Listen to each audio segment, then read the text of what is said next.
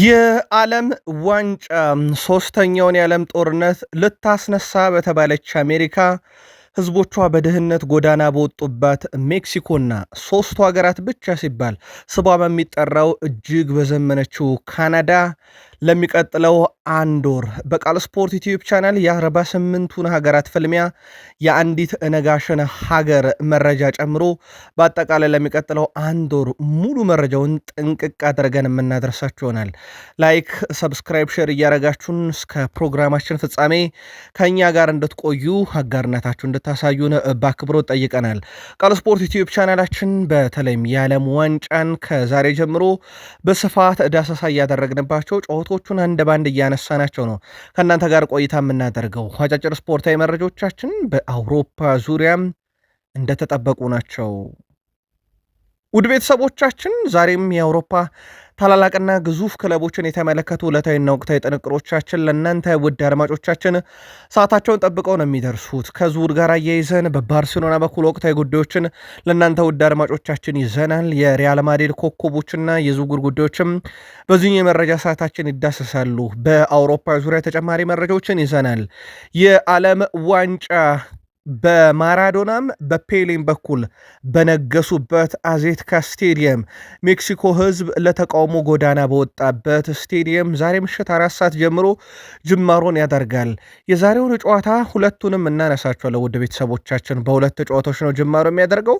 ያ ብቻ ግን አይደለም ውድ የቃል ስፖርት ዩቲዩብ ቻናል ቤተሰቦቻችን፣ በዓለም ዋንጫ ላይ ለየት ያሉ ፈገግ የሚያስብሉ ደግሞም የሚጠበቁ የዓለም ዋንጫን ተናፋቂ የሚያደርጉ በጣም ለየት ያሉ ጥንቅሮች በዚህኛው የመረጃ ሰዓታችን ለእናንተ ውድ አድማጮቻችን ይዘናል።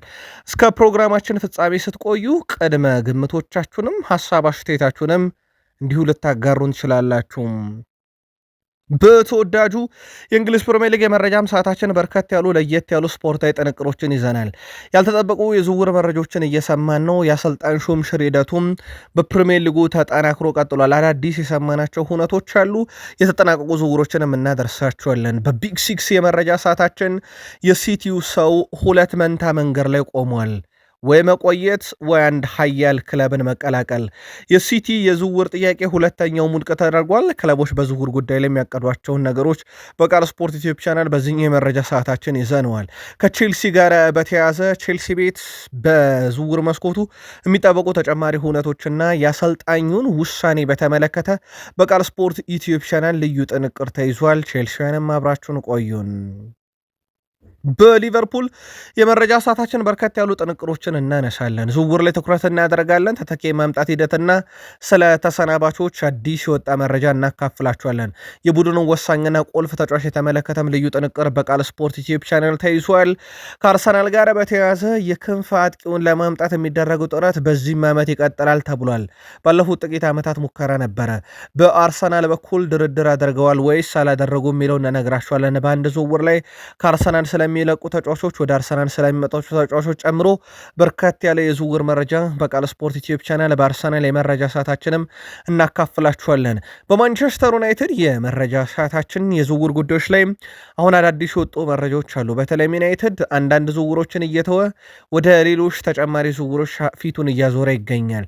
ዩናይትድ ውሳኔ የወሰነበትም ተጫዋች አለ። በማንቸስተር ዩናይትድ በኩል ሰፋ ያለ የቡድን ዜናና ወቅታዊ ጥንቅሮችን ከዓለም ዋንጫ ጋር አያይዘን ዩናይትድን እናነሳለን። ላይክ ካረጋችሁ ለኛ በብዙ ያግዘናል። ሀሳብ አስተያየታችሁ ለድጋፎቻችሁ እንዲሁም ለ100,000 ሰብስክራይበር ጉዟችን አጋርነታችሁ አመስጋኞች ነን። የዓለም ዋንጫ እነሆ ዛሬ ጅማሮን ያደርጋል። አብራችሁን ቆዩን። ቃል ስፖርት ላይ ናችሁ ውድ ቤተሰቦቻችን። የዓለም ዋንጫ የተመለከተ ጥንቅር በማድረስ እንጀምር። ዛሬ የዓለም ዋንጫ ምሽት 4 ሰዓት ጀምሮ በምድብ 1 ሜክሲኮን ከደቡብ አፍሪካ በሚያገናኝ ጨዋታ ይጀምራል። ደቡብ አፍሪካ 2010 የዓለም ዋንጫን የመክፈቻ ጨዋታ ካረገች በኋላ እነሆ ዛሬም የመክፈቻ ጨዋታዋን ባዘጋጁ ሀገር ሜክሲኮ እጅግ ታሪካዊ ስቴዲየም በሆነው አዜትካ ስቴዲየም ላይ ዛሬ ጨዋታው የሚካሄድ ይሆናል። ውድ ቤተሰቦቻችን ጨዋታ ጨዋታውን በተመለከተ ጥቂት መረጃዎችን እናደርሳቸው። ዊልተን ሳምፖ የዛሬውን ጨዋታ በመሃል ሜዳ ዳኝነት ይመሩታል። በሜክሲኮ በኩል ባለፉት 5 ጨዋታ አልተሸነፈችም፣ 3 ድል አላት፣ 2 ጨዋታዎችን አቻ ወጥታለች። በደቡብ አፍሪካ በኩል ባለፉት የመጨረሻ 5 ጨዋታ ድል የሚባል ነገር የላትም፣ በ3 ጨዋታ አቻ ወጥታ በ2 ጨዋታ ተሸንፋለች። ሁለቱ ሀገራት የመጨረሻ ግንኙነታቸውን ነጥለን ብንመለከት በአራቱ ግንኙነት ሜክሲኮ 2ቱን አሸንፋለች፣ ደቡብ አፍሪካ አንዱን አሸንፋለች፣ አንድ ጊዜያቸው ወጥተዋል። እነኚህ ሁለት ብሔራዊ ቡድኖች በታሪካዊ ስቴዲየም ታሪካዊ የዓለም ዋንጫ የመክፈቻ ጨዋታቸውን ያደርጋሉ። ይህ ጨዋታ ምሽት 4 ሰዓት ይደረጋል። ቅድመ ግምታችሁን በመክፈቻው ጨዋታም ዙሪያ ያጋሩን። ምናልባት የዓለም ዋንጫን የዘንድሮ ለየት የሚያደርገው ለኢትዮጵያውያን በተለይ በምስራቅ አፍሪካ ሆነው ለሚከታተሉ የጨዋታ ሰዓቱ ነው። ለአብነት ያክል የሜክሲኮና የደቡብ አፍሪካ ጨዋታ ምሽት 4 ሰዓት ይጀምራል። የተለመደ ሰዓት ነው ለኢትዮጵያውያን። ከዛ በኋላ ሊነጋጋ ሲል ማለት ነው ለአርብ አጥቢያ ልክ 11 ሰዓት ሲል ጨዋታ ይጀምራል። የደቡብ ኮሪያና የቼክ ሪፐብሊክ ጨዋታ ስታዲዮ አክሮን ስቴዲየም ላይ ጨዋታው ይደረጋል። አሚኑ ኦማር ይህን ጨዋታ በመሃል ሜዳ ዳኝነት ይመሩታል። በሳውዝ ኮሪያ ወይም በደቡብ ኮሪያ በኩል በመጨረሻ 5 ጨዋታ 3 ድል 2 ሽንፈት ገጥሟታል። በቼክ ሪፐብሊክ በኩል በመጨረሻ 5 ጨዋታ 3 ድል አላት፣ 2 አቻ ገጥሟታል። ሁለቱ ክለቦች የመጨረሻ 3 ግንኙነታቸውን መርጠን ይዘናል። አንድ ጊዜ ደቡብ ኮሪያ፣ አንድ ጊዜ ቼክ ሪፐብሊክ፣ አንድ ጊዜ ደግሞ አቻ የወጡበት ጨዋታ ይጠቀሳል። እንዳልኳችሁ ይህ ጨዋታ የሚጀምረው ሊነጋ ሲል ነው፣ ሌሊት 11 ሰዓት ሲል ውድ ኢትዮጵያን ወይም ደግሞ ለአርብ አጥቢያ ማለት ነው። ስለዚህ ኦልሞስት ይህ ጨዋታ የሚጠናቀቀው ደግሞ ልክ 1 ሰዓት ሲል ነው እና አብዛኛው ኢትዮጵያ ሰራተኛ ወደ ስራ በሚያቀናበት፣ ተማሪዎች ወደ ትምህርት በሚያቀኑበት ሰዓት ሲል ጨዋታው የሚጠናቀቅ ይሆናል። ለማንኛውም የዓለም ዋንጫ ሰዓታትን በአፕዴት እያደረግንላችሁ የምንቀጥል ይሆናል። ውድ የቃል ስፖርት ዩቲዩብ ቻናል ቤተሰቦቻችን የተወሰኑ አጫጭር የአውሮፓ የዝውውር መስኮቱ ላይ ያሉ እንቅስቃሴዎች እናንሳና ወደ ዓለም ዋንጫ ወደ እንግሊዝ ፕሪሚየር ሊግ መረጃችን እንሻገራለን። አንደኛው ባርሴሎና ነው። ባርሴሎናዎች በጣም የወሳኙን ተጫዋች ዝውውር እርግጠኝነት ሊፈጽሙት ነው ተብሏል። ይሄም የሐምዛ አብድልከሪምን ዝውውር ነው። በውሰት ነበረ ከግብፁ ክለብ አል አህሊ ያመጡት። ባርሴሎናዎች ሐምዛን በቋሚነት ለማስፈረም 1.5 ሚሊዮን ዩሮ ይጠበቅባቸው ነበረ በአንቀጹ መሰረት። ይሄን አንቀጽ ጠቀም ከውሳኔ መድረሳቸው እየተነገረ ይገኛል። በባርሴሎና በኩል ሌላ ባርሴሎና ሊያስፈርሙት ከጫፍ የደረሱት ውሰት ዝውውር እያጫወቱት የሚገኙትን ካንሴሎን ነው። ካንሴሎ የቀይ መስመር ተመላላሽ አድርገው በቋሚነት ለማጫወት እቅድ ያላቸው።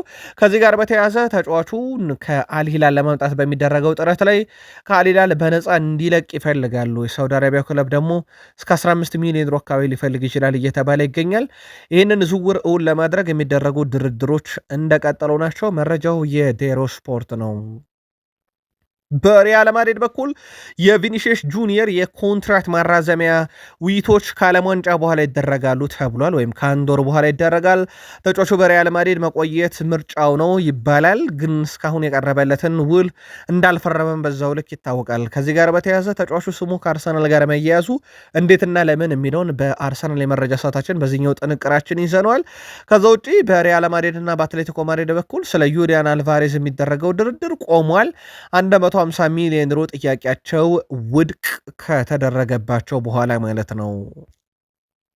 ከዝውውር ጋር በተያያዘ አንዳንድ የሰማናቸው ትልቅ ዝውውሮች ውስጥ ፓሪስ ሰን ዠርሜን የባየር ሙኒክን ኦሊሴን ሁኔታ መከታተል ጀምሯል የሚለው መረጃ ነው። ፒኤስጂ ኦሊሴ እንዲቀላቀላቸው ለማሳመን ተጫዋቹን ጥረት ያደርጋሉ ተብሏል። ያም የሆን ከሆነ ያው የባርኮላ ስንብት እውነት ይሆናል ማለት ነው። ፒኤስጂ ግን ይህንን በባየር ሙኒክ አይነክ የተባለውን ተጫዋች ለማምጣት ምን አይነት ጥረቶችን ያደርጋሉ? ጥረቱ ውስጥ ከተሳካ በገንዘብ ደረጃ እንዴት ያለ ይሆናል የሚለው በትልቁ የሚጠበቅ ይሆናል። በሪያል ማድሪድ ነበር ስሙን ስንሰማ የነበረው። ሌላው ዘ ፍራንስ ቆይተን ማርሴ በሜሰን ግሪንውድ ዝውውር ጉዳይ ላይ ከሮማ ጋር በቀጣይ ቀናት ድርድር ያደርጋሉ። በግል ጉዳይ በሜሰን ግሪንውድ እና በሮማ መካከል ስምነት እንደደረሰ ይታወቃል። ማርሴ የጠየቀው 55 ሚሊዮን ዩሮ፣ ሮማ ሊያቀርበው ያሰበው 40 ሚሊዮን ዩሮ መካከል ልዩነት አለና ድርድሩ በዚህ ሳምንት በትልቁ እየተጠበቀ ይገኛል። ውድ ቤተሰቦቻችን የሜክሲኮ ስቴዲየም 2 ታላላቆችን አንግሷል። ይሄም ፔሌን በብራዚል፣ ማራዶናን በአርጀንቲና አንግሷል። ኤስታዲዮ አዜቴካ ስቴዲየም ሁለቱም የነገሱበት ስቴዲየም በታሪክ ለመጀመሪያ ጊዜ ሶስተኛውን የዓለም ዋንጫ የሚያከናውን ስቴዲየም ይሆናል። ሜክሲኮ ከደቡብ አፍሪካ እጅግ በጣም ተጠባቂው ጨዋታ ምሽት 4 ሰዓት ይጀምራል። ከዛ በኋላ ደግሞ በኢትዮጵያን ሰዓት አቆጣጠር ሊነጋጋ ሲል ሌሊት 11 ሰዓት ለአርብ አጥቢያ ደቡብ ኮሪያ ከቼክ ሪፐብሊክ ጨዋታቸውን የሚያከናውን ይሆናል። የዓለም ዋንጫ እነሆ ዛሬ ጅማሮን ያደርጋል። ለሚቀጥለው አንድ ወር ቆይታ ሲያደርግ ቃል ስፖርት ዩቲዩብ ቻናልም ከመክፈቻው እስከ መዝጊያው የ48 ሀገራትን ፍልሚያ አንዲት የዓለም ሀገር የምትነግስበትን የዓለም ዋንጫ በቀጥታ ለእናንተ እናደርሳለን። ሰብስክራይብ እያደረጋችሁ አብራችሁን ቆዩን። የመጨረሻው ዓለም ዋንጫ የተካሄደው በካታር ነበረ 2022 ላይ። አዘጋጇ ኳታር የነገሰችው የሊዮኔል አንድሬስ ሜሲው ሀገር አርጀንቲና፣ ፈረንሳይ በሁለተኝነት፣ ክሮሻ በሶስተኝነት ያጠናቀቀችበት እንደ አሁኑ 48 ሳይሆን 32 ሀገራት የተሳተፉበት የጨዋታው ብዛትም ያኔ 64 የተቆጠሩ ጎል ብዛቶችም 172 የኬሊያን ምባፔ 8 ጎሎች አስቆጣሪነት የታየበት ሜሲ የሲዝኑ ምርጥ ተጫዋች ወይም የዓለም ዋንጫው ምርጥ ተጫዋች የተባለበት እንደ ኤንዞ ፈርናንዴዝ ያለ አርጀንቲናዊ ምርጥ ወጣት ተጫዋች ማርቲኔዝ ምርጡ ግብ ጠባቂ ሆኖ ያጠናቀቁበት ነበረ።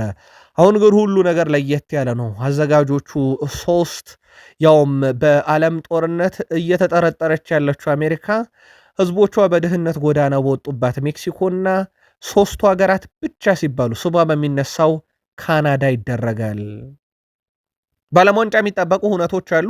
ማኑኤል ኑየር የጀርመን ብሔራዊ ቡድን መቀላቀል ያልተጠበቀ ግን የተቀላቀለ ከኩራሳው ጨዋታ ጀምሮ ለብሔራዊ ቡድኑ ግልጋሎት ይሰጣል እየተባለ ይገኛል። ጉዳት አጋጥሞት ነበር፣ ልምዶች ግን ተመልሷል። ቢልድም አረጋግጦታል። በብራዚል ብሔራዊ ቡድን በኩል ኤንድሪክ ቋሚ ሆኖ ላይ ጀምር ይችላል ተብሏል። በመጀመሪያ የሞሮኮ ጨዋታ ላይ አንቶሎቲ ቬኒሽስ ጁኒየር፣ ራፊኒያ እና ማቲያስ ኩኛን አንድ ላይ ሊያጣምሩ እንደሚችሉ የብራዚሉ ኤኤስፔን እየዘገበ ይገኛል። ሌላው በዓለም ዋንጫው የሚጠበቀው ፈረንሳይ በኬሊያን ምባፔ በኩል የአጥቂ ስፍራውን ይዞ ሊጫወት እንደሚችል ዲዲየር ዴሾፕ ፍንጭ ሰጥቷል።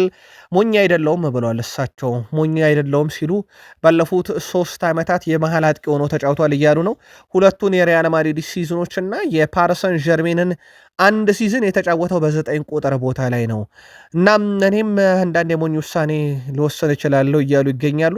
9 ቁጥር አድርገው ሊጠቀሙት እንደሚችሉ ፍንጭ እየሰጡ ይመስላል። ዓለም ዋንጫውን ለአሜሪካ መስጠቴ አይጸጸተኝም ብለው ዣኒ ኢንፋንቲኖ ትላንትና ከ3 ዓመት በኋላ በጋዜጠኞች ፊት ቀርበው ጋዜጣዊ መግለጫ ሰጥተዋል። በግላቸው ጋዜጣዊ መግለጫ ይሰጣሉ እንጂ ካሜራና ጋዜጠኛ ፊት አንድ ላይ ቁጭ ብለው መናገርን የሸሹት ሰው በስተመጨረሻም ትላንትና በጋዜጠኞች እጅ ላይ ወድቀዋል። ያውም በሚፈለጉ ሰዓት የፊፋው ፕሬዚዳንት ዣኒ ኢንፋንቲኖ የዓለም ዋንጫ አዘጋጅነቱ ለአሜሪካ መስጠት አይጸጽቶትም ወይ ተብለው አይጸጸተኝም በፍጹም ብለዋል። ምላሽ የሰጡትም ዣኒ ኢንፋንቲኖ ምርጡ የዓለም ዋንጫ ይሆናል ብለዋል። ስለ ቪዛ የተጠየቁት ፕሬዚዳንቱ አሜሪካ ማንን ወደ ሀገሯ ማስወጣትና ማስገባት እንዳለባት እኛ እኮ መወሰን አንችልም ብለው ነገሩን ከራሳቸው ላይ ገለል አድርገውታል። ይልቁንስ አሉ እሳቸው ኢራን በዓለም ዋንጫ ለመሳተፍ መምጣቷ ትልቅ ስኬት ነው። የምንኖረው መሬት ላይ ነው። ሁሉንም የሚገጥሙንን ፈተናዎች መቀበል አለብን ሲሉ የታላቁን መጽሐፍ ቃልም ለመጠቀም የቃጣቸው ይመስላል። እሳቸው በምድር ሳላችሁ ፈተና ያለባችሁ የሚለውን እናም በምድር የሚገጥሙንን ፈተና ሁሉ መቀበል አለብን ሲሉ አሜሪካ የደቀነችባቸውን ፈተና ማለታቸው እንደሆነ ግልጥ ያለ ሐሳብ ይመስላል። በዓለም ዋንጫው ሁሉም ሪካርድ ይሰበራል እያሉ ነው እሳቸው። የፊፋው ፕሬዚዳንት ዣኒ ኢንፋንቲኖ የዘንድሮ ዓለም ዋንጫ ውድድር ከሁሉም የተለየ ብለውታል። ዣኒ ኢንፋንቲኖ ሲናገሩም የዘንድሮ ዓለም ዋንጫ ሁሉም ሪካርዶች ይሰበሩበታል እያሉ ነው።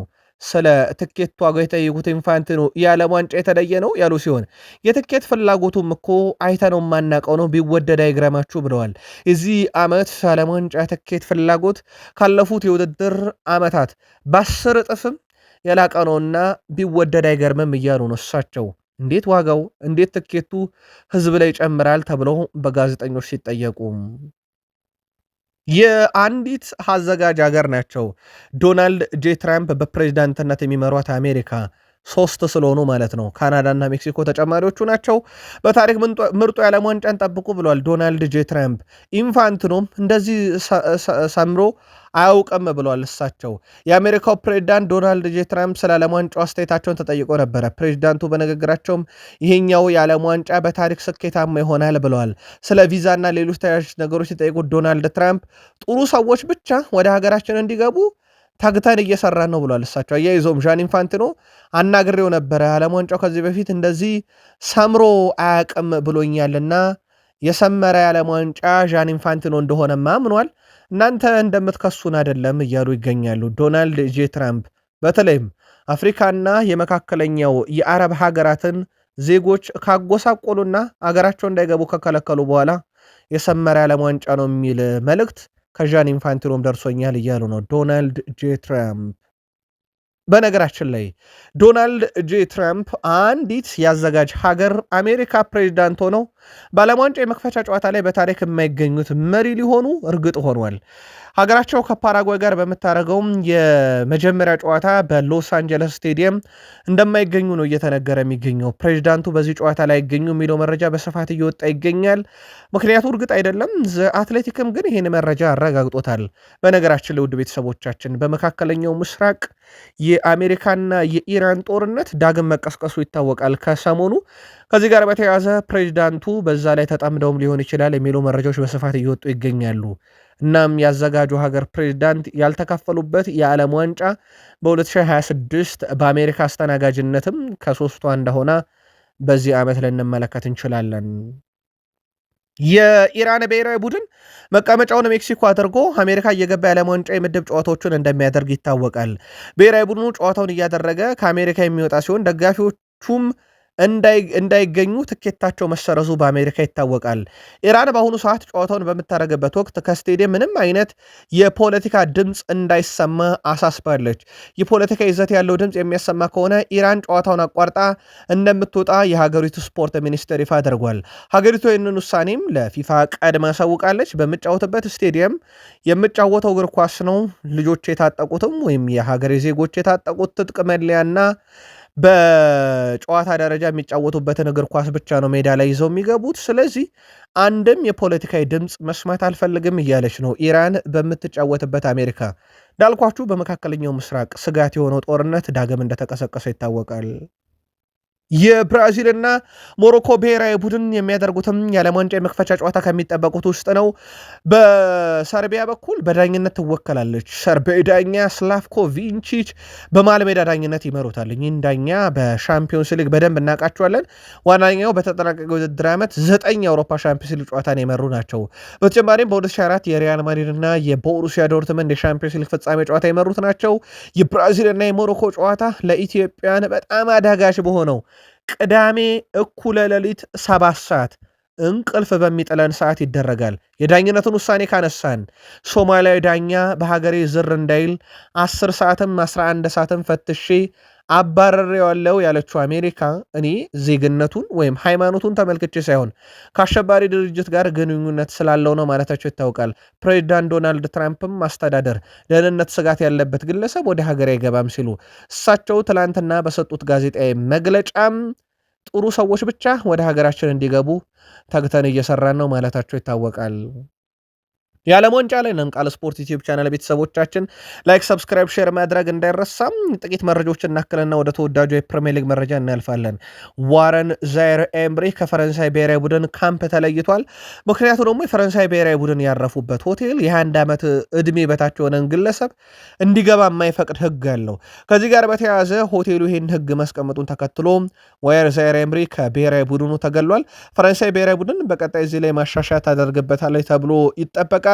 ሌላው ከዓለም ዋንጫ በፊት አንዳንድ ነገሮችን አይተናል። ምን ሊመስል እንደሚችል የዓለም ዋንጫው ትላንትና ላብነት ያክል የእንግሊዝ ብሔራዊ ቡድንና እንደዚሁ ደግሞ የኮስታሪካ የአቋም መፈተሻ ጨዋታ በኦርላንዶ ሲደረግ የተፈጠረው ነገር ትላንት ተመልክተናል። ጨዋታውን እንግሊዝ 3-0 አሸንፋለች። ዴክላን ራይስ፣ ጎርደን በፍጹም ቅጣት ምትና ኦሌ ዋትኪንስ ባስቆጠሯቸው ግቦች። ግን ጨዋታው ዘግይቷል። ውድ ቤተሰቦቻችን የዘገየበት ምክንያት በአየር ሁኔታ ነው። የዓለም ዋንጫው እንዲህ አይነት ነገር ሊገጥሞ እንደሚችል ትላንትና የእንግሊዝ ጨዋታ በደንብ ፍንጭ የሰጠ ይመስላል። ሌላ አቋም መፈተሻ ጨዋታ ያየነው የፖርቱጋል እና የናይጄሪያን ጨዋታ ነው። በጨዋታው ፖርቱጋል እድል አድርጋለች። ፔድሮ ኔቶ 23ኛው ደቂቃ ላይ፣ ኮንሴሳኦ በ75ኛው ደቂቃ ላይ ሁለቱን የፖርቱጋል የማሸነፊያ ግቦች ሲያስቆጥሩ ለናይጄሪያ ከሽንፈት ያልታደገች ግብ አዳምስ ነው 37ኛው ደቂቃ ላይ ከመረበ እያዋሃዳት ወደ ዓለም ዋንጫ ታቀናለች ማለት ነው ፖርቱጋል። ትላንትና ሮናልዶም ተቀይሮ ወጥቷል። ሜንዴሽ 30 ደቂቃ ብቻ ነው ተጫውቶ ተቀይሮ የወጣው። ምን ነው ሲባሉ እሳቸው አይ ለጥንቃቄ ነው ብለዋል። ጉዳት እንዳይሆን በርካቶች ስጋት እንደነበራቸው ተመልክተናል። ጉዳዩን እናጠረዋለን። ከዛ ውጪ የዓለም ኮከቡ ሮናልዶ፣ የዓለም ኮከቡ ሜሲ የሚጠበቁበት የዓለም ዋንጫ ነው። ሜሲ የመጨረሻ ዓለም ዋንጫ ላይ ነግሶ ነው የመጣው። በአጠቃላይ 911 ግቦች 414 አሲስቶችን አድርጎ ስድስተኛውን የዓለም ዋንጫ ሜሲ ይካፈላል። በነገራችን ላይ ጋሪ ኔቭል እንደ 2002ቱ ፈረንሳይ ጠብቋት የአርጀንቲና ጉዞ ከምድብ አያልፍም ሲል አሌክሲስ ማካሊስተር ሜሲ በሜዳ ላይ ሲኖር ማንኛውም ነገር ማድረግ እንችላለንና ረጅም ርቀት ጠብቁን እያለ ይገኛል። ከፕሪሚየር ሊግ መረጃችን በፊት አንድ ፈገግ የሚያደርግ የዓለም ዋንጫ መረጃ እንንገራችሁና ወደ ፕሪሚየር ሊግ መረጃችን እንሻገራለን። የኖርዌይ ብሔራዊ ቡድን ያደረጉት ነው። የማርቲን ኦዴጋርድ የኤርሊንግ ብሮት ሃላንድ ሀገር ኖርዌይ ተጫዋች ብቻ አይደለም ወደ ዓለም ዋንጫ የላከችው። ውድ ቤተሰቦቻችን ምግብ ኪችን ልካለች ማለት ይቻላል። እንዳጠቃላይ ይዘውት የሄዱት ነገር በጣም አነጋጋሪ ነው። ሙሉ የቡድኑ የምግብ አገልግሎትም ወደዛ ተዘዋውሯል ማለት ይቻላል። 300 ኪሎ ግራም የሚመዝኑ አሳዎች፣ 1116 ኪሎ ግራም የሚመዝን ቺዝ፣ ወደ 600 ብርቱካኖችን ጨምሮ ያልተላከ የምግብ ዝርዝር የለም። ውድ ቤተሰቦቻችን ሜኑን ማንበብ ሰዓት ያባክናል ብለን ነው። የኖርዌይ ብሔራዊ ቡድን ተጫዋች ብቻ አይደለም ኖርዌይ ውስጥ የሚገኝ አንድ ግዙፍ ኪችን ይዘው ወደ ዓለም ዋንጫ አቅንተዋል በሚል እየተቀለደባቸው ይገኛል። ቃል ስፖርት ዩቲዩብ ቻናል ላይ ናችሁ። ከቃል ስፖርት ዩቲዩብ ቻናል ለእናንተ ወደ አድማጮቻችን አጫጭር ስፖርታዊ ጥንቅሮችን እያጋራ እንገኛለን። ተወዳጁ የእንግሊዝ ፕሪሚየር ሊግ ብቻ ወዳገኘናቸው የዕለቱ ጥንቅሮቻችን ሻገር። ከፕሪሚየር ሊግ የመረጃ ሰዓታችን ጋር ስትቆዩን ላይክ፣ ሰብስክራይብ እና ሼር ማድረግ እንዳይረሳም። ኖቲንግሃም ፎረስት በፕሪሚየር ሊግ በተአምርም ቢሆን ተርፏል ማለት ይቻላል። ቪቶር ፔሬራ ድንቅ ስራ ሰርተዋል። አልሂላል ታዲያ የኖቲንግሃም ፎረስቱን አሰልጣኝ ቪቶር ፔሬራን የግላቸው የማድረግ ፍላጎት አላቸው የሚሉ መረጃዎች በስፋት እየወጡ ነው። ኖቲንግሃም ፎረስት ውላቸውን አቋርጦ ይመጡ ዘንድ ከሲሞን ኢንዛጊ ጋር ላለመቀጠል የወሰኑት አልሂላሎች ከበድ ያለ ገንዘብ አቅርበው አሰልጣኙን ሊያማልኑ ነው እየተባለ ይገኛል። በኖቲንግሃም ፎረስት በኩል የሚቀርብላቸውን ገንዘብ ያሉ ወይ የውል ማፍረሻ ሲቀበላሉ የሚለው በቀጣይ በትልቁ የሚጠበቅ ይሆናል። ከአሰልጣኝ ሹመት ጋር በተያያዘ በጣም ያልተጠበቀ ሹመት ልንሰማ እንችላለን በእንግሊዝ ፕሪሚየር ሊግ። ይኸውም ፉልሃም ነው። ማርኮ ሲልቫን ያጣው ፉልሃም አዲስ አሰልጣኝ ለመቅጠር ስራዎችን እየሰራ እንደሆነ ይታወቃል። ታዲያ ከዚህ ጋር በተያያዘ የቀድሞ የሪያል ማድሪድ ተጫዋች የቀድሞ የሪያል ማድሪድ አሰልጣኝ አልቫሮ አርቤሎሃ እጩ ሆነዋል። በፉልሃም በኩል አዲሱ አሰልጣኝ አድርጎ እሱን ለመቅጠር ከሪያል ማድሪድ ከወጣ በኋላ በቅርበት ስራዎችን እየሰሩ ነው ተብሏል። ከዚህ ጋር በተያያዘ እንግዲህ ይህ ተጫዋች ለስራው ክፍት ነው የሚሉ መረጃዎች በዘ አትሌቲክን በኩል ወጥተዋል። ለፉልሃም ጥሩ አማራጭ ነው አይደለም የሚለውን ዘ አትሌቲክ ለአድማጭ ተመልካቾች አቅርቧል። መልከታችሁን በሀሳብ መስጫ ሳጥናችን ላይ የቃል ስፖርት ዩቲዩብ ቻናል ውድ ቤተሰቦቻችን ናጋሩን ላይክ እያደረጋችሁም እስከ ፕሮግራማችን ፍጻሜ እንደ ሁልጊዜው ከእኛ ጋርም ቆዩ እንላለን። በፕሪሚየር ሊግ የሚጠበቁ ዝውውሮች ውስጥ አንደኛው የሳንድሮ ቶናሊ ጉዳይ ነው። ሳንድሮ ቶናሊ ከ100 ሚሊዮን ፓውንድ በላይ ተለጥፎበት በኒካስል ዩናይትድ በክረምት ለገበያ ከቀረቡት ውስጥ ይጠቀሳል። በእርግጥ ኒካስል አልሸጠውም ቢል ኤሲ ሚላን በነገራችን ላይ ኒካስል ተጫዋቹን የሸጠ የቀድሞ ክለብ ነው። 25 በመቶ ከወቅታዊ ገበያው ቀንሶ መግዛት ይችላል። ያ ማለት 100 ሚሊዮን ፓውንድ ከሆነ እስከ 75 ሚሊዮን ፓውንድ መግዛት ለኤስ ሚላን ይፈቀዳል። ኤስ ሚላኖች ግን ይህን ተጫዋች ለመመለስ በዚህን ያክል ደረጃ ጥረት ያደርጉበታል ተብሎ አይጠበቅም። ምናልባት ተጫዋቹ ወደ ጣሊያን የመመለስ ፍላጎት አለው የሚሉ መረጃዎች እየወጡ ካልሆነ በስተቀር። ከዛ ውጪ በቶትንሃም ሆትስፐርስ በኩል ይፋ ያደረጉት ዝውውር አለ። ቶትንሃሞች ማርኮ ሴኔስን ዝውውር ማጠናቀቃቸውን ይፋ አድርገዋል። 5 ቁጥር መለያ ይለብሳል ብለዋል። ከሊቨርፑል አንዲ ሮበርትሰንን አስፈርመነዋል ያሉት ቶትናሞች ትላንትና ደግሞ ማርኮ ሴኔስንም ጉዳይ ጨርሰናል ብለዋል። የቫን ሂክን ዝውውርም በቀጣይ ለመጨረስም ጥረት እናደርጋለን ብለዋል። የሮቤርቶ ዲዘርቢ ቡድን ከዚህ ቀደም 2 ዓመት በፕሪሚየር ሊጉ ለመትረፍ እንደተጫወቱት ሳይሆን ከዚህ ቀደም ሲጠሩበት እንደነበረው ቢግ ሲክስ አይነት ቡድን ለመገንባት ጥረት እያደረጉ እንደሆነ ይታወቃል። የማንቸስተር ሲቲው ኮከብ ጆሽኳ ገቫርዲዮል ሁለት መንታ መንገዶች ላይ ቆሟል። ወደ ቤተሰቦቻችን ከሁለት አንዱ በቀጣይ ይመርጣል። ማንቸስተር ሲቲ አዲስ ኮንትራት አቀርቦለታል። የሳምንታዊ ደሞዙም እድገት አሳይቷል። ይህም የረጅም ጊዜ ኮንትራት ይፈርም ዘንድ በሲቲ የቀረበለት ነው። በሌላ በኩል ሪያል ማድሪድ ክሮሻውን ተከላካይ የግላቸው የማድረግ ፍላጎት አላቸው። ግቫርዲዮል ስለዚህ መረጃ አለው። እናም በማንቸስተር ሲቲ እንደሚቀርብላቸው ገንዘብ ዝውውሩም ሊወሰድ ይችላል እየተባለ ነው። ባየርን ዋነኛ ፈላጊ አይደለም። ዝርዝሩ ቢኖርም ባርሳዎች የተጫዋቹ አድናቂ ናቸው፣ ግን የዋጋ ውድነት የሚቀመስ አይደለም ብሏል። ታዲያ በርካታ የተለያዩ ፍላጎቶች ቢኖሩም በሁለቱ በክለቦች መካከል ጆሽኳ ገቫርዲዮልን የግል ለማድረግ በሁለት መታ መንገድ ላይ ተጫዋቹን እንዲቆም ያደረጉት ነባሩ ክለቡ አሁን ያለበት ሲቲ አዲሱ ኮንትራትና ረብጣ ገንዘቦችን ያቀርባል የተባለው ሪያል ማድሪድ ነው። ማንቸስተር ሲቲዎች 121 ሚሊዮን ፓውንድ አጠቃላይ የዝውውር ሂሳብ ለኖቲንግሃም ፎረስት ለኤሊዮት አንደርሰን አቀርበው ነበረ። መረጃዎች እንዳመለከቱት ከሆነ ሁለተኛው የዝውውር ሂሳብ 106 ሚሊዮን ፓውንድ በቀጥታ የሚከፈል 15 ሚሊዮን ፓውንድ እየታየ የሚከፈል ቢሆንም ኖቲንግሃም ፎረስት እቺ ገንዘብ ታንሳኛለች ብሏል። እና የኖቲንግሃም ፎረስት ፍላጎት እንዴት ያለ ነው ካላችሁ ውድ የቃል ስፖርት ዩቲዩብ ቻናል ቤተሰቦቻችን፣ ይልቁንስ ቀጥታ የሚከፈል 120 ሚሊዮን ፓውንድ እንፈልጋለን፣ ቀሪ የቦነስ ክፍያ ደግሞ እንደራደር እያሉ ይገኛሉ። ማንቸስተር ሲቲዎች ያቀረቡት 121 ሚሊዮን ፓውንድ ውስጥ 106 ሚሊዮን ፓውንድ ነው ቀጥታ የሚከፈለው። ያ ማለት የ14 ሚሊዮን ፓውንድ ቀጥታ የሚከፈል የሂሳብ ልዩነት ተፈጥሯል። ሳንድሮ ቶናሊ አሁን እውነተኛው የሲቲ አማራጭ ሊሆን ይችላል ሲል ደግሞ አትሌቲክ ቲኤንቲ ስፖርት እና ፋብሪዚዮ ሮማኖ የኖቲንግሃም ፎረስት ይህን የሚያክል ገንዘብ ውድቅ ማድረግ በኋላ እየተነበዩት ይገኛሉ። በዝውውር ጉዳይ ላይ መረጃ እያደረስናችሁ እንገኛለን። ምናልባትም የእንግሊዝ ፕሪሚየር ሊግ ክለቦች በዝውውር ጉዳይ ላይ በርካታ አዳዲስ መፍትሄዎችን እያፈላለጉ ይገኛሉ። የዝውውር መስኮቱ እጅግ በጣም የተወደዱ ተጫዋቾችና ጠንከር ያለ ፉክክር አለበትና በፕሪሚየር ሊግ የሚገኙ ታላላቅ ክለቦች ሰው ሰራሽ አስተውሎትን በዚህ የዝውውር መስኮት ላይ ሊጠቀሙ እቅድ እንዳላቸው መረጃዎች እየወጡ ነው። የዚህ ቴክኖሎጂ ዋና ዓላማ ተቀናቃኝ ክለቦች በዝውውር ገበያው ላይ ሊያደርጉ የሚችሉ እንቅስቃሴዎችን አስቀድሞ መተንበይ፣ ክለቦች የሚያስፈልጋቸው ተጫዋች በሚያስፈርሙበት ወቅት የተሻለ የመደራደር አቅምና ሊከተሉት የሚገባን ስትራቴጂ ያገኙ ዘንድ ይህ ሰውን ስራ ፈት ሊያደርግ ይችላል ተብሎ የተሰጋውን ሰው ሰራሽ አስተውሎትን የፕሪሚየር ሊግ ታላላቅ ክለቦች እየተጠቀሙት ነው ተብሏል። በነገራችን ላይ ከዚህ ቴክኖሎጂ ጋር በተያያዘ ይህ ስፖርታዊ ፕሮግራም ስለሆነ ብቻ ሰፊ መረጃ ከማቅረብ ተቆጥበናል።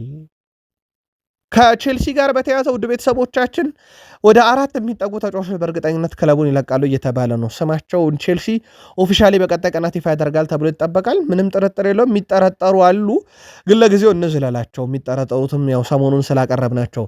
በቼልሲ በኩል ግን እነኚህ የሚጠረጠሩ ከ4 በላይ ተጫዋቾች ይለቃሉ ተብሎ ሲታሰብ ሪስ ጄምስ፣ ኮል ፓልመር፣ ሞይሰስ ካይሴዶ፣ ሎቪ ኮልዌል፣ ኤስታቪዮ ዊሊያም፣ ዦዋ ፔድሮ እና ጆሽ አቺፖን ግን አይመለከትም። እነኚህ የማይነኩም የማይተኩም ተብሎ የተቀመጡት በራሱ በአዲሱ አሰልጣኝ ዣቪ አሎንሶ ነው። ስለዚህ እነኛ አይተኩም፣ ቀሪዎቹ ግን ይለቃሉ። በዚህ ዝርዝር ውስጥ ያው የማርኮ ኮሪያ እና የኤንዞ ፈርናንዴስ ስም የለም። እኚህ የመሳሰሉ ጥራት ያላቸው በአውሮፓ ውድና ምርጦቹ እንዴት ስማቸው አልተካተተም ካላችሁ አይደለም ዣቪ አሎንሶና ቼልሲ ተጫዋቾቹ እንኳን በእርግጠኝነት ቀጣይ ዓመታቸውን የት እንደሚያሳልፉ አይታወቅም። ልባቸው ከእንግሊዝ ውጪ ከቼልሲም ውጪ በስፔን ነውና የመጨረሻ ውሳኔ ከዓለም ዋንጫ በኋላ በትልቁ ይጠበቃል። ከነኚሁ ሁለቱ አንዱ የሆነው ማርኮ ኮሪያን በተመለከተ በይፋ ክለቡን የመልቀቅ ፍላጎት እንዳለው ከተረጋገጠ በኋላ ተጫዋቹ መዳረሻው የስፔን ክለቦች የመሆናቸው ነገር እርግጥ እንደሆነ ይታወቃል። ቼልሲም 50 ሚሊዮን ዩሮ ለጥፎ እየተጠባበቀ ይገኛል። አትሌቲኮ ማድሪድ አሁን ላይ በጣም ከፍተኛ ስራ እየሰራ ያለ ክለብ ነው ተብሏል። ከባርሴሎና በተሻለ አንድም ተጫዋቹን በጓዶቹ በኩል ማነጋገር፣ ሁለትም በተጫዋቹ በኩል ከሌሎች ክለቦች ይልቅ ክለቡን ይመርጥ ዘንድ በፕሮጀክት ማሳመን ላይ አትሌቲኮ ማድሪድ በጣም የተሻለውን ስራ እየሰራም ይገኛል ተብሏል። ጉዳዩን በተመለከተ መረጃዎችን እያሰባሰብን እንገኛለን። ያም የሚሆን ከሆነ ቼልሲ በጀረል ሃቷ ብቻ ነው የሚቀጥለው ወይንስ ወደ ገበያ ይወጣል የሚለው ነገር በትልቁ ይጠበቃል። ጉዳዩን እንዳልኳቸው በቃል ስፖርት ዩቲዩብ ቻናል ተከታትለን ለሰማዮቹ ለክለቦች ዓለም ሻምፒዮኖቹ በቼልሲ በዝውውር የመረጃ ሰዓት የምናደርሳቸው ይሆናል። ሊቨርፑል ኮናቴን አጥቷል። ስለዚህ በዝውውር መስኮቱ ላይ እንቅስቃሴ ሊያደርግ የሚችልባቸው አማራጮችን ያያል። የፒኤስጂው ተከላካይ ዛባሪያኒ በታሰበው ልክ አልሆነም። በቼልሲ የበርንማውዝ ታሪክ ያለው ከአንዲ ራውላ ጋር አብሮ ሰርቷል። ዛባሪያኒ ሊቨርፑሎች በዝርዝራቸው ውስጥ ካካተቱት ተጫዋች ነው። ሌላ ሊቨርፑሎች በተከላካይ ክፍል ላይ ኮናቴን ለመተካት በዝርዝራቸው ውስጥ የያዙት የቀድሞ ተጫዋቻቸውን ዣራል ኳንሳን ነው። ሊቨርፑል በነገራችን ላይ መልሶ የመግዛት አማራጭ አለው እስከ 55 ሚሊዮን ነው ለባየርን ሌቨርኩሰን ከፍለው በጣም ትልቅ ሂሳብ ነው፣ ግን አስቀድመው ራሳቸው የተስማሙበት ሂሳብ ነው። ኮናቴ በነፃ ለቆ ለሪያል ማድሪድ እጥፍ ደሞዝ እየተከፈለው ከሊቨርፑል ፌርማውን እንዳኖረ ይታወቃል። ምናልባት በቡድን ውስጥ እንደ ጀረሜ ጃኩዌቴ ያለ ተጫዋች አለ ከአንዲ ራውላ ጋር በጣም በጥሩ መንገድ ሊሰራ ይችላል። እሳቸው ከዚህ በፊት በበርንማውዝ ቤት ከነበራቸው ተከላካዮች ይዘት አንጻር ይባላል። ጆቫኒ ሊዮን ከጉዳት አገግሞ ቡድኑን ሊያገለግል ይችላል በቀጣይ ዓመት ይባላል። ከዛ ውጭ ያው የጎሜዝ ጉዳይ ለየለትም በተከላካይ ክፍል ላይ። ሊቨርፑል በቀጣይ ግን ትልቅ ውሳኔ በዚህ የሜዳ ክፍል ላይ ይወሰናል ተብሎ ይጠበቃል። ተሰናባቾቹ ጋር በተያዘ ነው የሳላ ስሎትን ቢለቁ የሳላ መልቀቅ የተረጋገጠና የማይቀየር እንደሆነ ይታወቃል። ስለዚህ የሳላ ተተኪ አንዱ ሜንዲ የሚለው እንደተጠበቀ ሆኖ ያው ላለመደጋገም ነው መረጃውን እንደተጠበቀ ሆኖ ስራዎቹንም በቃል ስፖርት ዩቲዩብ ቻናል በዕለት ተዕለት ስናደርሳችሁ ነበረ። የሳላ መዳረሻ በተመለከተ ግን ያው ኤምኤልኤስ ይጠበቃል። የሱ ብቻ ሳይሆን ካዜሜሮ፣ በርናንዶ ሲልቫም፣ ክሪስቲያን ፑሊሲች፣ ሜምፊስ ዴፓይ፣ ኔይማር የተባሉ በዓለም ላይ ኮከብና ከዋክብት የተባሉ አሁን የእግር ኳስ ማብቂያ ዘመናቸው ላይ የደረሱም በትልቁ መዳረሻቸው የሚጠበቁት ናቸው። ከሊቨርፑል ጋር ግን መለስ ስንል የሊቨርፑል የዝውውር ጉዳይን በተመለከተ በአጠቃላይ ሊወስኑ የሚችሉ ጉዳዮችን በተመለከተም ቤን ጃኮብስ ይዞት በወጣው መረጃ መሰረት በቀጣይ ከሊቨርፑል እንደሚሰናበቱም ተጫዋቾች በቀጣይነትም ማለት ነው ከሳላ ከኮናቴ በተጨማሪ እንደ ሌሎችም እንደሚሰናበቱ ተጫዋቾች ይወሰናል ተብሏል። ጆንስ ሌላው ከሊቨርፑል ይለቃል ተብሎ በትልቁ ከሚጠበቁ ተጫዋቾች አንዱ እንደሆነ ይታወቃል። ቨርጅል ቫንዳይክ የክለቡን ለውጥ ሂደት በተመለከተ ሀሳቡን አጋርቷል። አዲስ አሰልጣኝና አዲስ የጨዋታ ፍልስፍና ሲመጣ ሁልጊዜ ለውጦች ይኖራሉ ብሏል። ነገር ግን የሽግግር ሂደቱ በጣም የተለየና ውስብስብ እንደማይሆን እገምታለሁ። የአሰልጣኝ ታክቲክና የልምምድ ስልት በተወሰነ መንገድ ለውጦች ሊኖሩት ይችላሉ ብሏል። በዚህ ክለብ ውስጥ ሲሆን ሁልጊዜም ዓላማ ዋንጫዎችን ማሸነፍ ነው የሚለው ቨርጅል ቫንዳይክ አዲሱ የቡድን መዋቅርም ዋንጫ እንድናነሳ የሚያስችል እንደሚሆን ተስፋ አደርጋለሁ ብሏል። የመጨረሻ ዓመቱ ነው በሊቨርፑል ኮንትራቱ በቀጣይ ዓመት ይጠናቀቃል። ከተጫዋቹ ጋር በተያያዘም አዲሱ ይቀርብለታል ወይንስ ውሉ ሲጠናቀቅ ከክለቡ ይለያያል የሚለው ነገር በቀጣይነት የሚጠበቅ ይሆናል። ከቨርጅል ቫንዳይክ ጋር በተያያዘ ግን ሌላው ትልቁ የሚነሳው ጥያቄ እንዳልኳችሁ ቀጣይ ዓመት በሊቨርፑል ማን ነው አጣማሪው የሚል ነው። ጀርሜ ጃኩዌቴ፣ ጆቫኒ ሊዮን ወይንስ አዲስ የሚገዛ ወይንስ እነ ጎሜዝ ይቀጥላሉ የሚለው በቀጣይ ይጠበቃል። ከመድፈኞቹ ከሻምፒዮኖቹ አርሰናል ጋር በተያያዘ የክንፍ አጥቂ ነገር በስፋት እየተንቀሳቀሱበት ይገኛሉ። አርሰናልን በተመለከተ አትሌቲክ አንድ መረጃን ይዞ ወጥቷል። የአትሌቲኮ ቢልባኦ ኒኮ ዊሊያምስ ነገር በአርሰናል የተዘጋ ፋይል አይደለም ይላል። ከአምና ጀምሮ ይፈልጉት ነበር። አምና ባርሴሎና ያደረገው ነገር ይታወቃል። ተጫዋች ለከፍተኛ ተቃውሞ የዳረገ ነበረ። በነገራችን ላይ ሰበር መረጃም ተብሎ በዓለም አቀፍ ሚዲያ ዘንድም የተሰራ ዘገባ እንደነበረ ይታወቃል። ኒኮ ወደ ባርሴሎና ግን በርካቶች ደሞዝ ሊያስጨምሩበት እሱን ወኪሉ ያደረጉት ነገር ነው ተብሎ ነበረ። መጨረሻ ላይ የ23 ዓመቱ የግራ ክንፍ አጥቂ በዘንድሮ የውድድር ዓመት በ2025/26 የውድድር ዓመት 10 ጎሎችን በ24 የ10 የግብ አስተዋጽኦችን በ24 የስፔን ላሊጋ ጨዋታዎች ላይ ያበርክቷል። ሚኬል ማርቲያን አርቴታ የግራ ክንፍ አጥቂ ማስፈረም ፍላጎት እንዳላቸው ይታወቃል። ይህም ተጫዋች ዳግም ወደ አርሰናል የክንፍ አጥቂ ዝርዝር ውስጥ ተካቷል። ወደ ስፔን ወደ ሀያሉ ክለብ ሪያል ማድሪድ ሊያቀና ይችላል ስለተባለው ሪካርዶ ካላፊዮሪ በተመለከተ እስካሁን ባሉ መረጃዎች በሪካርዶ ካላፊዮሪ ወኪልና በሪያል ማድሪድ ሰዎች መካከል ውይይቶች ተደርገዋል። በሪያል ማድሪድና በአርሰናል መካከል ግን ቀጥተኛ ድርድር እስካሁን አልተጀመረም። የጆሽኳ ግቫርዲዮልም ጉዳይ እንዳለ ይታወቃል። በሪያል ማድሪድ ጠረጴዛ ላይ ከሁለት አንዱ የግላቸው ማድረጋቸው አይቀርም። ሞር አሁን የሪካርዶ ካላፊዮሪ ስም እየተነሳ ካልሆነ በስተቀር ማለት ነው። የሪካርዶ ካላፊዮሪን ጉዳይ በተመለከተም አርሰናል ሊሸጠው እንደሚችል በተለይም ደግሞ ከ70 ሚሊዮን ፓውንድ በላይ ከቀረበ ሊሸጠው እንደሚችል በአርሰናል በኩል ቅርብ የሆነ የዜና ምንጮች እያረጋገጡት ነበር። ትላንትና በቃል ስፖርት ዩቲዩብ ቻናል ማለትም ጁን 10 2026 ዓ ም ትላንት ምሽት ይህን ዘገባ ሰርተነው ነበረ። በርካታ የአርሰናል ደጋፊዎች በቃል ስፖርት ዩቲዩብ ቻናል በሀሳብ መስጫ ሳጥናችን ላይ ወቅቱ የ100 ሚሊዮን ፓውንድ በላይ ነው የዝውውር ሂሳብና ካላፊዮሪ እንዴት 70 ሚሊዮን ፓውንድ ብቻ እያሉ ነው። አርሰናል የመጨረሻ ሂሳቡን አልቆረጠም። ማድሪድም የሂሳብ ጥያቄ አላቀረበም። እንዳልኳችሁ ድርድሩ ያለው በወኪሉና በሪያል ማድሪድ መካከል ነው። ለአርሰናል ቅርብ የሆኑ ምንጮች ግን 70 ሚሊዮን ፓውንድ ከቀረበለት አርሰናል ሸጧል የሚል ዘገባን እየወጡ ነው። በአርሰናል በኩል በቀጣይነት ለገበያ ያቀርቡታል፣ ገንዘብ ከቀረበ ይሸጡታል የተባለው ትሮሳርድን በተመለከተ ቤሺክታሾች ፍላጎት አላቸው። የቱርኩ ክለብ ለተጫዋቹም እንግዲህ አማላይ ጥያቄና ለአርሰናል መጠነኛ የሚባል የዝውውር ሂሳብ ሊያቀርብ እንደሚችል የቱርክ መገናኛ ብዙሃን በስፋት መረጃ ይዘው እየወጡ ይገኛሉ። ማርቲኔሊ ደግሞ ስሙ ያለው በባየር ሙኒክ ነው። እንዳልኳችሁ በዚህ ቦታ ላይ ሞርጋን ሮጀርስን ከፕሪሚየር ሊጉ ክለብ አስቶን ቪላ፣ ከዛ በዘለለ ደግሞ በአጥቂ ስፍራ ላይ እንደውም ክቫቻ ክቫራትስኬሊያ ከፓሪስ ሰን ዠርሜን ተብሎ ነበር። የማይሆን ዝውውር ሆነ። ባርኮላም የማይሆን ሆነ። ሌሎችንም አማራጮች እያዩ ነበር። አሁን ወደ ኒኮ ዊሊያምስ ዝውውርም ሊመለሱ እንደሆነ እየተዘገበ ይገኛል። ያ ቦታ እንደ ሽያጭ ወገን ይወሰናል። የቤሽክታሽ ጥያቄ ጠንክሮ የሚመጣ ከሆነ በትልቁ የምንመለከት ይሆናል።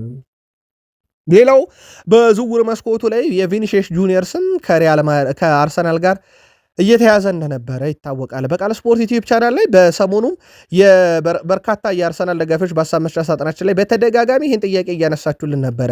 የቪኒሺየስ ጁኒየርን ጉዳይ ወደ አርሰናል ጉዳዩን በተመለከተ ውድ ቤተሰቦቻችን ዝውውሩ ምክንያት የሆነው በጋዜጠኞችና በጋዜጠኞች እንጂ በሌላ ጉዳይ አይደለም። ሚኬል ማርቲያን አርቴታ በግራ ክንፍ አጥቂ ቦታ ሰው ይፈልጋሉ። ቪኒሺየስ ጁኒየር ደግሞ በሪያል ማድሪድ ውሉን ካልፈረመ ማድሪድ በነፃ ማጣት ስለማይፈልግ በክረምት ላይ በዚህኛው የዝውውር መስኮት ላይ ማለት ነው ወይ ኮንትራቱን ማራዘም ወይ መሸጥ አለበት። አርሰናሎች ከዚህ ጋር በተያዘ ሚኬል ማርቲያን አርቴታ ተጫዋቹን ያደንቁታል የሚል መረጃ ወጣ እንጂ አርሰናሎች ይፋዊ ጥያቄ የሚያቀረቡት ድርድር የሚያደረጉት ያወያዩትም አካል የለም። በአርሰናል ዝርዝር ውስጥም ስለመኖሩ የተረጋገጠ ነገር የለም። አለም ከተባለ በሚኬል አርቴታ በኩል ነው። ሌላው የኬነን ያልዲዝን ጉዳይ በተመለከተ አርሰናሎች ተስፋ አልቆረጡም። ዩቬንቱሶች አይሸጥም ቢሉ ማለት ነው። አርሰናሎች ሞር ተጫዋቹን ማሳመንና ተጫዋቹ ዩቬንቱስን እንዲለቅ ማድረግ ሌላኛው አማራጭ ያሉት ጉዳይ ነው። ዩቬንቱስን የሚለቅላቸው ከሆነ ይፋ የዝውውር ጥያቄ በአርሰናል በኩል ይቀርባል ማለት ነው። በማንቸስተር ዩናይትድ በኩል በዝውውር መስኮቱ ላይ ጠንካራ እንቅስቃሴዎችን ሊያደርጉ የሚችሉበት የአማካኝ ክፍል ነገር በተወሰነ መንገድ ቢሆን በታሰበው ልክ ቀላል አይደለም። ይህ ለዩናይትድ ብቻ አይደለም፣ ለማንቸስተር ሲቲም 106 ሚሊዮን ፓውንድ ኤሊዮት አንደርሰንን ሊያስገኝ እንዳልቻለ ይታወቃል። አጠቃላይ ክፍያውም 121 ሚሊዮን ፓውንድ እንኳን ቢሆን አጠቃላይ ክፍያው ሊገኝ እንዳልቻለ ይታወቃል። ማንቸስተር ዩናይትድ የኤሊዮት አንደርሰንን ፈላጊ ነበረ። አሁን ዩናይትድ ትኩረታቸውን ወደ ማቲያስ ፈርናንዴስ አዙሯል እያለ ነው ፋብሪዚዮ ሮማኖ። የዚህም ተጫዋች የዝውውር ሂሳብ ከ80 እስከ 85 ሚሊዮን ፓውንድ አካባቢ በክለቡ እንደቀረበ ይታወቃል። ሌሎች ክለቦችም ፍላጎት አለ። የጆዜ ሞሪኒዮ ክለብ ሪያል ማድሪድም ፍላጎት አለው የሚል መረጃ እየወጣ ነበረ። ከዚህ ጋር በተያያዘ ሌላኛው የስፖርት አምደኛ ዴቪድ ኦርኔስቴ ዩናይትድ ከኤሊዮት አንደርሰን ይልቅ አሁን ላይ የአሌክስ ስኮት እና የማቲያስ ፈርናንዴስ ጉዳይ ላይ በስፋት ትኩረት ሰጥቶ ይሰራል እያለ ይገኛል። ማንቸስተር ዩናይትድ የግራ ክንፍ አጥቂን ነገር እርግፍ አድርገው ሊተው የሚችሉበትም አማራጮች ሊኖሩ ይችላሉ። ከሰሞኑ ቦርዱ ያደርጎታል በተባለ ውይይት ላይ በዝውውር ጉዳዮች ላይ በተለይም የግራ ክንፍ አጥቂን ነገር በማቲያስ ኩኛና በፓትሪክ ዶርጉም ሊቀጥሉ የሚችሉበት ግን የተሻለ አማራጭ ካለ ብቻ እንደ አስገዳጅ ሳይሆን እንደ ተሻለ አማራጭ ዝውውር ሊፈጽሙ ይችላሉ ተብሏል። እንደ ምክንያት የተጠቀሰውም ማንቸስተር ዩናይትዶች በቦታው ላይ የሚጫወተው ዴንማርክ ሀዊን ፓትሪክ ዶርጉን ቀጣዩንም ሲዝን በዚሁ የሜዳ ክፍል ላይ ወይም በግራ ክንፍ አጥቂነት ለመጠቀም እቅድ አላቸው። ማንቸስተር ዩናይትዶች በቀጣይ ግራ መስመር ተመላሽ ቦታ ላይ ግን ተጫዋች ሊያመጡ ይችላሉ የሚለው በትልቁ የሚጠበቀው ጉዳይ ነው።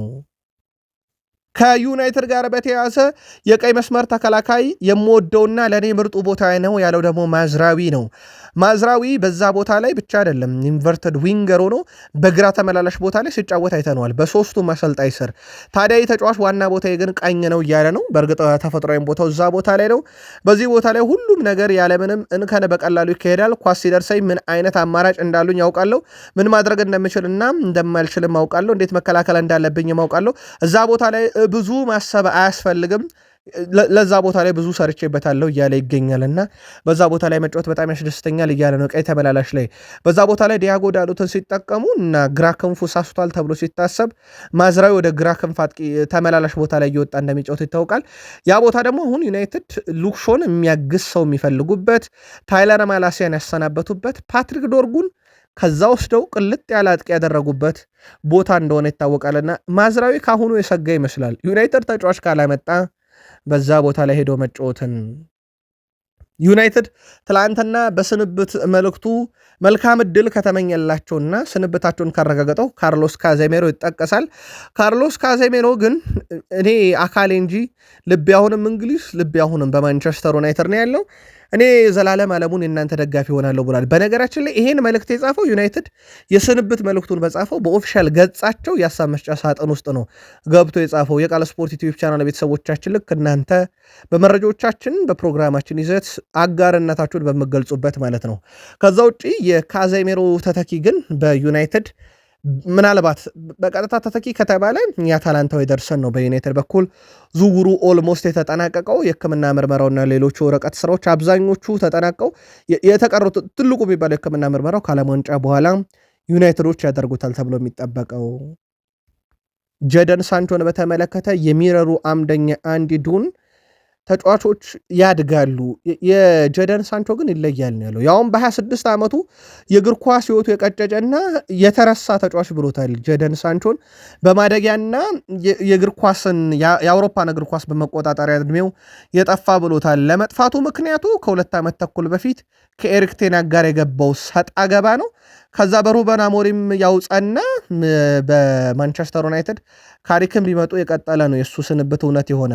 እናም ኦልትራፎርድን ትላንትና ከተሰናበቱ እና ከተረጋገጠ ተጫዋች አንዱ እንደሆነ ይታወቃል። በዩናይትድ 83 ጨዋታዎችን የተጫወተ 12 ጎሎችን ያስቆጠረ 6 አሲስት ያለው 300,000 ፓውንድ በሳምንት ያፈሰ 73 ሚሊዮን ፓውንድ በላይ ዩናይትድ ለቦሩሲያ ዶርትመንድ የከፈለበት ግን ደግሞ ትላንትና በነፃ ስንብቱን ዩናይትድ ያረጋገጠበት ነው።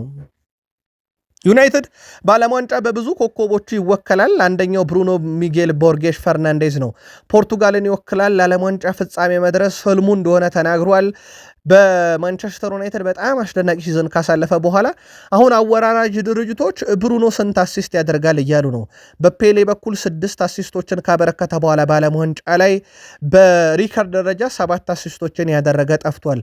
ምናልባት ዘንድሮ ብሩኖ በፕሪሚየር ሊግ ካሳየው ጥራትና ወጥነት አንጻር በርካቶች ብሩኖ ምናልባትም የፔሌን ሪከርድ እያሉ ነው። እሱ ግን ህልሜ በፍጻሜ መድረስ፣ በፍጻሜው ሀገሬን ዋንጫ ባለቤት ማድረግና የሀገሬን ልጅ ሮናልዶን ከዓለም ዋንጫ ጋር ከእግር ኳስ ዓለም እንዲወጣ ማድረግ ነው ብሏል። በፍጻሜው ሞሮኮ የምትባል የሰሜን አፍሪካዊትን ሀገር መግጠም እፈልጋለሁ ያለው ብሩኖ ምክንያቱ ደግሞ 2022 የካታር ዓለም ዋንጫ የምናወራርደው ሂሳብ አለ ብሏል። የቃል ስፖርት ዩቲዩብ ቻናል የዩናይትድ ቤተሰቦች ምናልባት በዩናይትድ ደጋፊነታችሁ ምክንያት ድጋፋችሁ በዓለም ዋንጫ ግን የማን ነው የሚለውን ጻፉልን። እነሆ ለሚቀጥሉት 1 ወራት ይዘልቃል የዓለም ዋንጫ። በታሪክ ለመጀመሪያ ጊዜ 48 ሀገራት ይሳተፉበታል። አንዲቷ ብቻ በፍጻሜው ቀን ትነግሳለች። ማነች የሚለው ይጠበቃል። የዓለም ዋንጫ ዛሬ ምሽት 4 ሰዓት ሲል በሜክሲኮና በደቡብ አፍሪካ ጨዋታ ጅማሮን ያደርጋል። በ3 ሀገራት ይደረጋል፣ በሜክሲኮ በካናዳና በአሜሪካ መካከል። ቃል ስፖርት ዩቲዩብ ቻናል እነኚህን የዓለም ዋንጫ ጨዋታዎችና ሁነቶች ለየት ያሉ አጋጣሚዎች ከመክፈቻው ቀን ዛሬ ጀምሮ ለሚቀጥሉት 1 ወራት እንደ ሁልጊዜው ጥንቅቅ ያሉ መረጃዎችን ከታማኝ የዜና ምንጮቻችን እያረጋገጠ እናመጣችኋለን። ቃል ስፖርት ዩቲዩብ ቻናል ግን በተለመደው የዘውትር የአውሮፓ መረጃችን የዝውውር ጉዳዮች ጨምሮ ታላላቅ የአውሮፓ ክለቦችን የተመለከተ መረጃዎቻችንም ሁሌም ይካተታሉ። የአሁኑን ጥንቅር እዚህ ጋር እንቋጫለን። መልካም ቀን ይሆንላችሁ።